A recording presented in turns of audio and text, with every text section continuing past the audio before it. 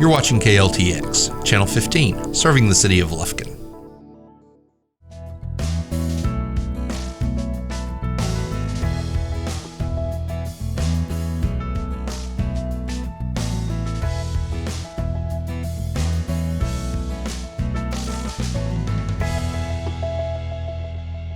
Welcome to the August edition of Truths and Tales. I'm Yana Ogletree, and I'm joined by a familiar face. He hasn't been here for about a year, but we would like to welcome back the Executive Director of the Kurth Memorial Animal Adoption Services Center, Aaron Ramsey. Aaron's been overseas deployed and for just about a year, and now he's back in town and back at it here at the animal shelter. A little bit different than what you were doing overseas. A little bit different. It's I'm service oriented, so I'm glad to be back in Lufkin and back in the shelter and serving the animals in the community and also the citizens of Lufkin and Angelina County. So it's great to be back. Yeah. Yeah, and it goes without saying that we truly appreciate your service to our country, and then also to these guys. Well, thank you very much. Thank you. Yeah. Thank you. So we're going to start the show off introducing you to a puppy, because there are no shortages of puppies this time of year. Lots and lots of little ones coming into the shelter. So tell me who you have with you today. Yeah, so you're exactly right. August is always historically our peak months for intakes, and of course we are overwhelmed with animals this time of year. And this little fella, we have not given him a name yet. He's pretty new to the shelter. He came in with a litter of. He's got 3 other siblings. But he is just cute as can be. I love his hair and his ears. He's really. Is he going to be what size dog? You want to? Yeah, you can hold him. Yeah, he is going to be, probably a fair medium to large size dog. We think I see a little bit of probably Labrador Retriever mix in there. I see some Border Collie mix in there too. If you look at the face and the ears, yeah, and he's got the white. He's got some white markings underneath on the chest area. You're gonna like to run. So potentially, could be a pretty large dog, medium-sized dog, but just really cute, beautiful coat of hair, shiny coat. So he is ready for a home, definitely. And you say he was brought in with others. Do you still have the siblings? The siblings are still here. They're available for adoption. They look alike? There's one sibling, another brother, male, who is similar, is black with white markings. And there's also a blonde color that's very similar. And I believe that one's also a male. But yes, blonde color, and they all have this really kind of furry coat and these a little bit longer ears, but just beautiful puppies. Yeah, they really are. Okay, so if you're interested in this little guy, again, he doesn't have a name, but you can come and take a look at him or his siblings or the many other puppies available for adoption right here. And the price for a puppy is how much? It's the price to adopt is $60, which that includes a dewormer, first round of shots for the animal, and also the spay and neuter. So it's a really low cost adoption Absolutely. fee. And And so when you pick up, so it's a first round of shots. So these animals are pretty much, when you think about puppies, one thing you worry about is distemper and parvo. Right. And so these animals have already been through an isolation period, started on their first round of shots. Right. And depending on when you adopt, of course, we vaccinate puppies every 2 weeks, so they go through a series of 3 shots for distemper and parvo. So depending on where you come in and adopt at, it's either been fully vaccinated or it's been partially vaccinated, depending on how long it's been here. So, and so it's very important that you continue those vaccinations. You may just come here and it may just have one shot, but it's important that you get the second and the third shot, right? You're absolutely correct. It does not. That first set of vaccines does not fully protect that puppy from getting sick. So that is so important to continue that series, and they're not considered fully protective until they've had that 3 rounds of vaccinations as a puppy. So that's so true. This little guy's got some personality. He does. He's so this is fun. out. Oh, look, we're going to he's- run around. How cute is that? Puppies are so much fun to watch. Do you ever watch the Puppy Bowl? During the It's the Super Bowl commercials, yeah. yes. You know, I can just sit there and watch it, and I know I'm not the only one because it's always on every year who watch this Puppy Bowl. But It's better than the Super Bowl it's better than the Super Bowl. You're absolutely right. So we've gone from puppies to senior dogs, and we have plenty of those here as well at the shelter. And this is Vidalia. Did I say that correctly? That is correct. And that is her real name. It's not her stage name. That is and her that's real why name. she was an owner surrender, right? That's right. She's an owner surrender. We need to turn her around so she come can here, sweetie. so she can look at the camera. Oh, come here. Come here. Oh, she doesn't want to. Okay, she's gonna just. She's She gonna be just a wants to little be loved camera on. shy. Yeah. I'll try to turn There her we around. go. There we go. Hi. She's a senior dog, lab mix, 9 years old. She has already been spayed, and she is house trained. So she was, an inside dog. And I'm not 100% sure why she was surrendered. I'm still trying to learn. Of course, we have many animals here, and with me getting back, I'm trying to learn the history on a lot of our animals here. But the other thing with Vidalia is she is heartworm positive, so we're looking for that special adopter who would, take that on and give her just a great home for the remainder of her years. But she's not too old to go through heartworm treatment, is she? I guess that's up for a vet to decide. A vet would decide that, and but I mean she's she appears to be doing well in the shelter. It's a tough environment on dogs here, and especially senior dogs and animals that have spent the majority of their life in a home. It's tough when they come into a shelter, but she's doing well and just a sweet dog. And well, that's a big plus that she is housebroke. But heartworm treatments have advanced so much now that they're very successful.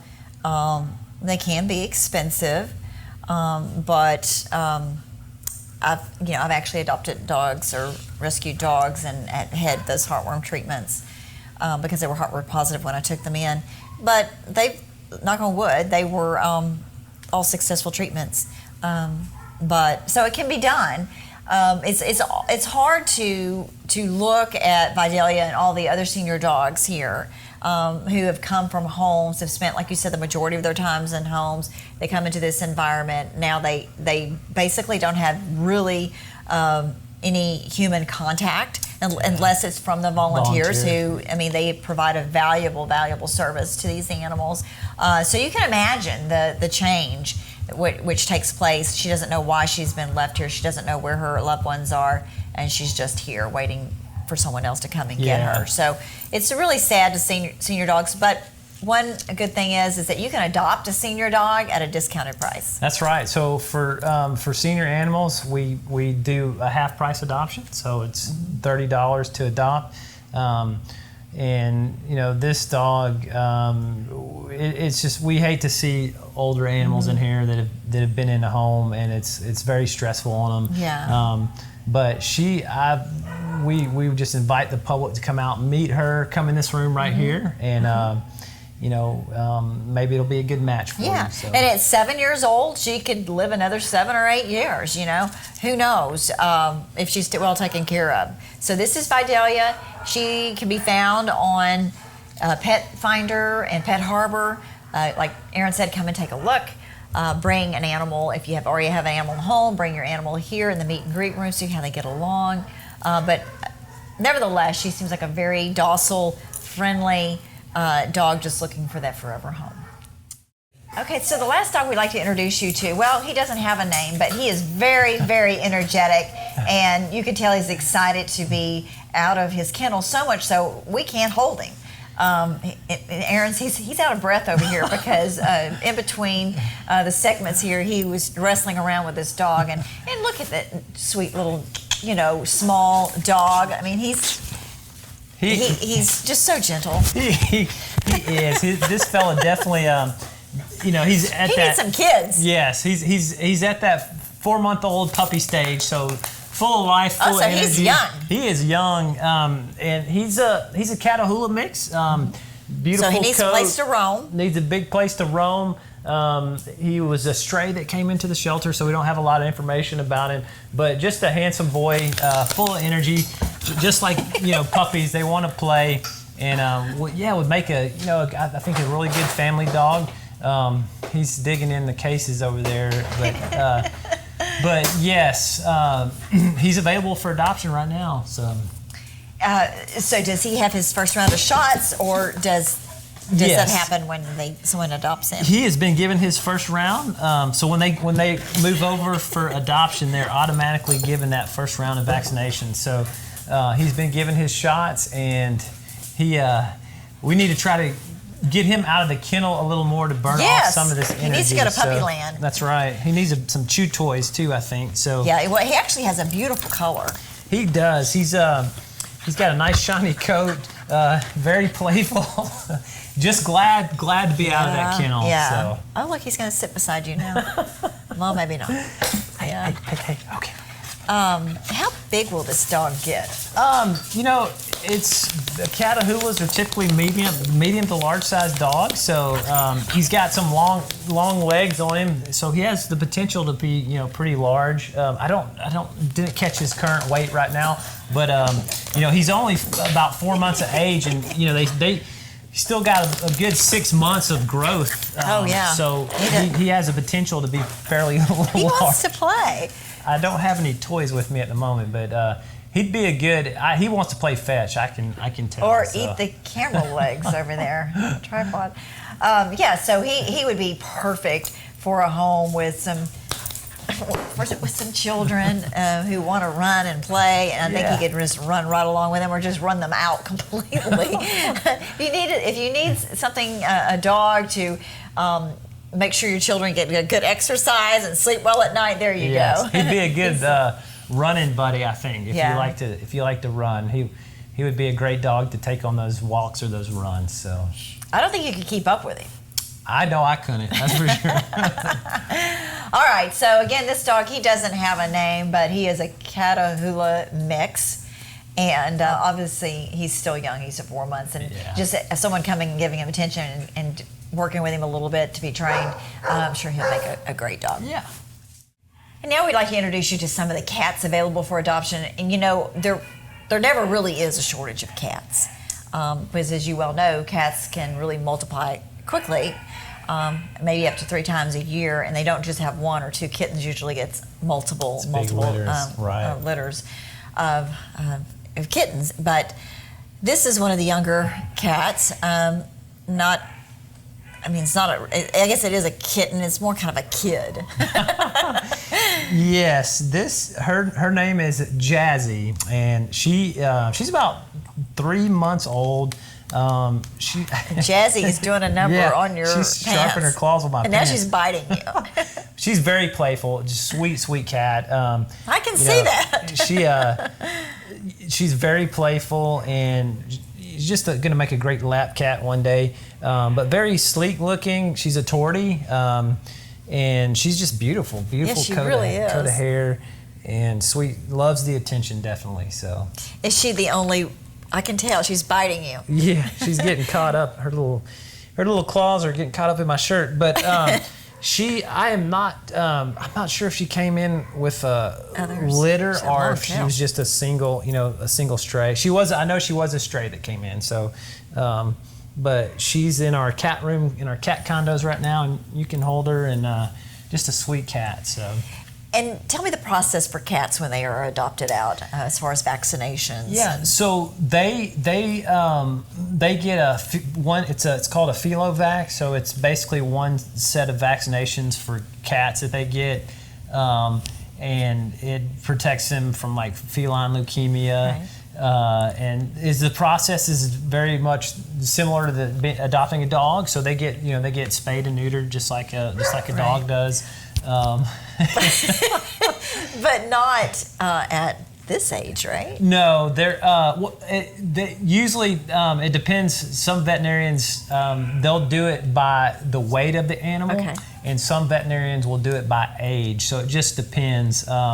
She is probably still a little too small to have alters. She has a great personality. Yeah, you're just so lovable and so She is. cute. She's cuddly. She's a cuddly cat, definitely. Yeah. So how many cats do you take in on an annual basis? Oh gosh, it's a lot, and I don't have the hard numbers with me. Of course, I've been since I've gotten back to work at the shelter, coming off the deployment. One of the things I've started to look at is the intake over the last year since I've been gone. Right. And last year, 2018, we took in 4,590, I think, 3 animals, and a large majority of those are cats. I don't have the exact breakdown, but it's way too many. I can't encourage people enough to make sure they're spaying and neutering their animals. And also, if you're having, it is expensive to do. It can be expensive, but I know Lufkin has some great organizations. The Humane Society has a low-cost program that I encourage people to check into if they need to. He's using you as a climbing, or she's using you as a climbing tower. And there's some other great folks in the community who donate their own resources to have animals spayed, and we have all that information if you're interested in calling. So.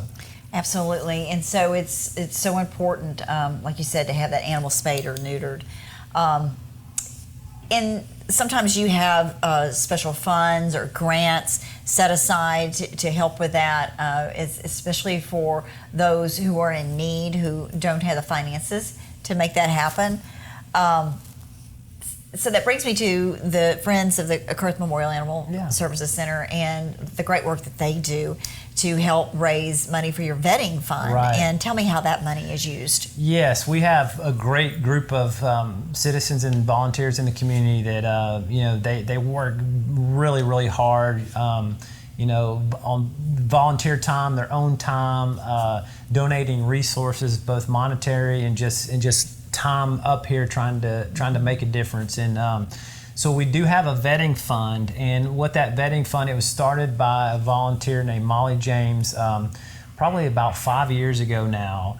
And what that is it's a fund that allows us, we get so inundated with animals that need treatment, and unfortunately we don't have the resources to treat everything that comes through the facility, but we are able to help as many as we can with those donations, and they make a huge difference. And Miss James and all her other supporters and many other, there's countless names, I couldn't name them all right now, but they donate money and time into the fund that allows us to make these animals healthy where we can adopt them out.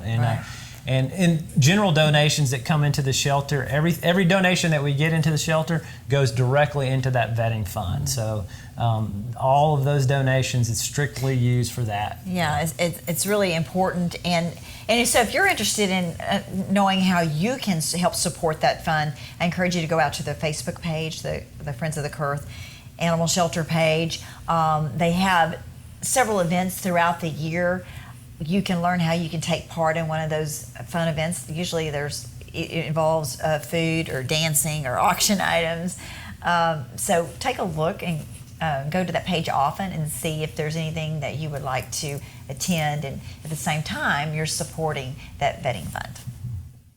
And lastly but not least, we'd like to introduce you to Allie the cat. Allie cat. Allie cat.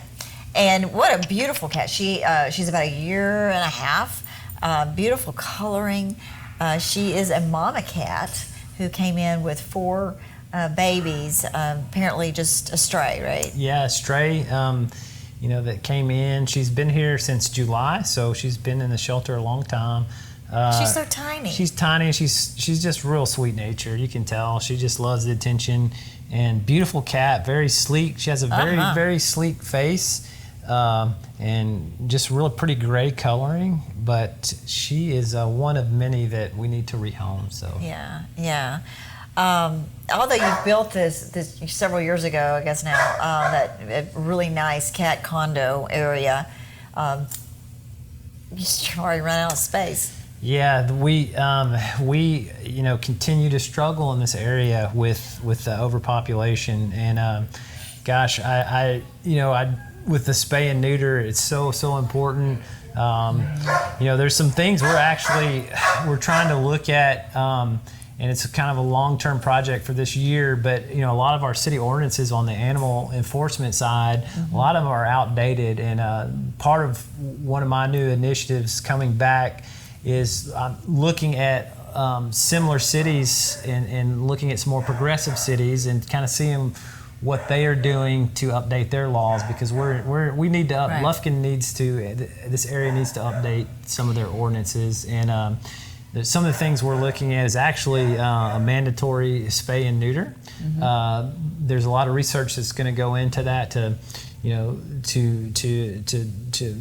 work out the details of that, but those are some of the things we're looking at to try to pass into law here to help. So I know you probably don't know how that looks because it's in its infancy stage, Yeah. ordinance like that. But is the mindset just anything that leaves the shelter, or is it if you have an animal, you have to spay or neuter? Well, we're looking at a lot of different options. The City of Waco, for example, they have an ordinance that if you own an animal within the city limits of Waco, it's mandatory that it's altered. No matter what. No matter what. You could have gotten it someplace else. There's a couple exceptions you can apply for. There's a breeder exception, which is but the rule, it's very stringent on applying for that breeder's permit and then receiving it. So it's a pretty strict law, and like I said, we're starting to look at some of those other cities and seeing what they're doing. The next step is to talk to those folks that have those on their books and talk to their animal enforcement and see how well is it enforced? Is it working? How do you enforce it? Yeah, how do you enforce it? Is it making a difference in the community? But that's the type of research that we're starting to do. So lots of things to explore, because we all know that. The biggest thing that we can do is spay or neuter to help control the pet population. So that is huge, and I mean, until people understand and embrace that and have those animals spayed or neutered, it's just gonna be revolving. So when do you hope to have something for the council to consider? Yeah. So what we're looking at right now, we're in the research phase of getting everything together. My goal is to have something by probably the beginning of the new year or late December timeframe, because we want whatever we present to the council, we want to make sure that it obviously it has the greatest chance to pass through that and then process. You fully vetted it. It's fully vetted. The research is done. We have the statistics to back up why we think that it'll make a difference. And so it's I'm really hoping by the end of this fall, December timeframe, to have that together. And it's been a long time since we reviewed animal ordinances. Is that That's correct. Most of the ordinances that are on the books are from the 1980s, and I think there's even some earlier than that. Yeah, So and for example, rabies vaccination. The state now has modernized that to every 3 years, because research shows from a medical standpoint it's better for the animal to have it every 3 years. It's not necessary every year, but it's not. I think we still have the ordinance in Lufkin that it's every year. So things like that you would look at. Yeah, so we've actually looked at that one fairly recently, and what the city did was we actually surveyed all the local vets and sent a letter out to the vets asking their professional opinion on changing that on that ordinance, and we got a pretty varying response. The majority of the vets locally wanted to keep the year-long vaccination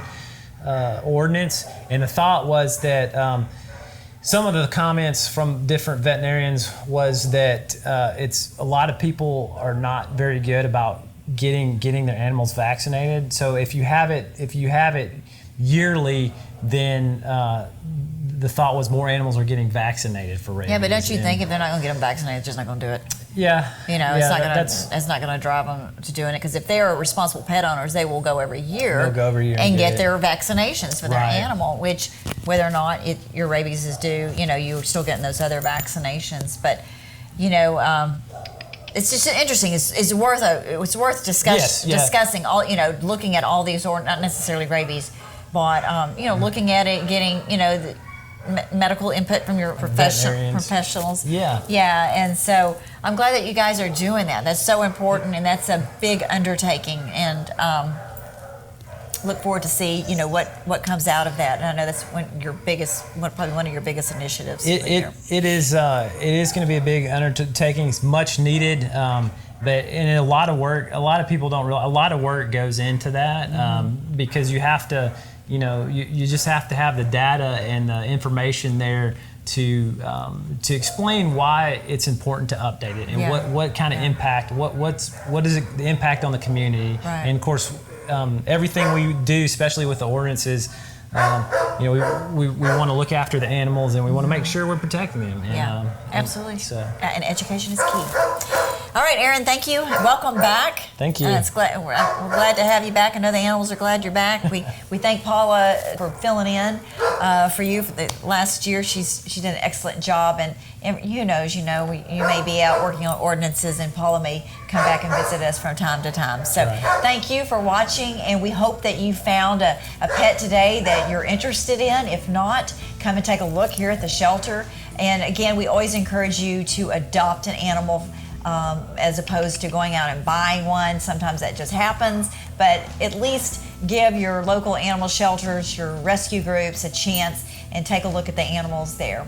Until next time, have a great day.